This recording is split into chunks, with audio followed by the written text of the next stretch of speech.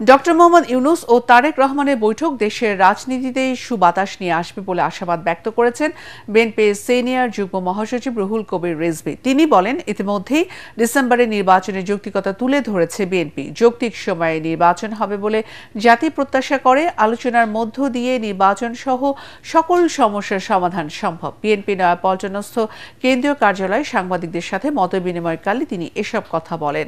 সম্প্রতি করোনার প্রকোপ বৃদ্ধি প্রসঙ্গে উদ্বেগ প্রকাশ করে বলেন, সুরক্ষার বিষয়ে স্বাস্থ্য মন্ত্রণালয়ের ভূমিকা উল্লেখযোগ্য নয়। এ বিষয়ে সরকারকে দ্রুত করণীয় নির্ধারণ করতে হবে।